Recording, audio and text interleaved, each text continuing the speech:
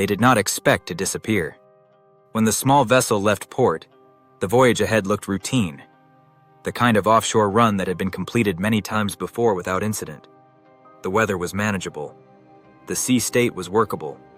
Nothing in the early hours suggested that this journey would turn into one of the most extreme survival ordeals imaginable. But far offshore, the margin between routine and crisis is often thinner than crews realize. And once that margin collapses, distance becomes the enemy. At some point during the voyage, something went wrong. Accounts from long drift survival cases show a familiar pattern: a mechanical failure, fuel miscalculation, or navigation breakdown quietly removes a vessel's ability to make way. At first, the situation rarely feels catastrophic. The crew still has supplies. The weather may still be calm. There is often a window, sometimes hours, sometimes days, where recovery still seems likely. But offshore, the ocean is constantly moving. And when a disabled vessel begins to drift, it rarely stays near where the problem started. Ocean currents are powerful and persistent. Depending on location, a drifting vessel can be carried dozens of miles in a single day. Over weeks, the distance becomes staggering. In this case, the survivors would eventually drift more than 1,000 miles across open ocean, a distance few people can truly visualize. With every passing day, the probability of rapid rescue shrinks. Search areas expand. Fuel is gone. Fresh water becomes the primary concern. And psychologically, something else begins to happen. The first phase of extended drift survival is usually defined by controlled optimism. Crews ration supplies. They scan the horizon. They expect to be located. But as days stretch into weeks, the mental landscape begins to change. Experienced rescue psychologists have noted that prolonged uncertainty offshore can be more destabilizing than immediate crisis. There is no clear timeline, no fixed endpoint, only open water in every direction.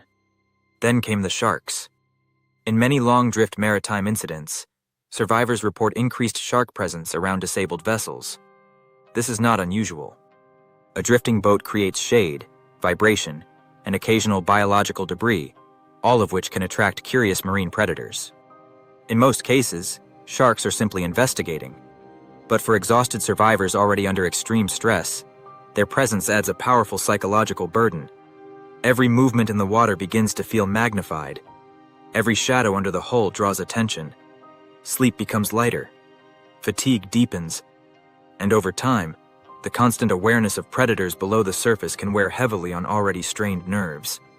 By the time the ordeal reached the later stages, more than 100 days at sea, survival had become a matter of strict discipline, water management, exposure protection, energy conservation.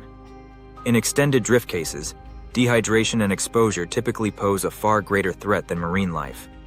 But the human mind does not always rank dangers logically. The visible threat often dominates attention. And offshore, sharks are a very visible reminder of how isolated a drifting crew truly is. Rescue statistics consistently show that the longer a vessel remains unlocated, the more survival depends on preparation depth and onboard resource management.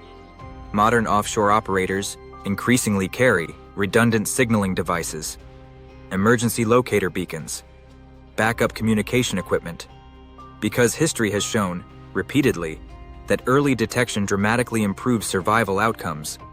In earlier decades, many small vessels simply did not carry these layers of redundancy. When propulsion was lost and communication failed, crews could find themselves fully dependent on drift and endurance.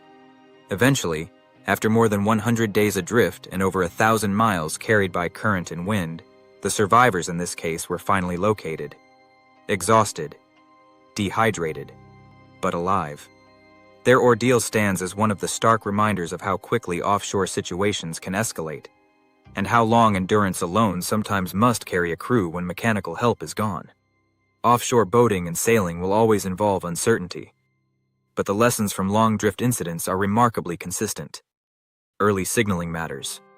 Redundant communication matters. Water planning matters. Because the ocean rarely announces which routine voyage will become a survival story. Most departures look normal. Most conditions look manageable. Until they aren't. Out there, distance compounds every mistake. and when a vessel begins to drift, the clock starts running quietly in the background.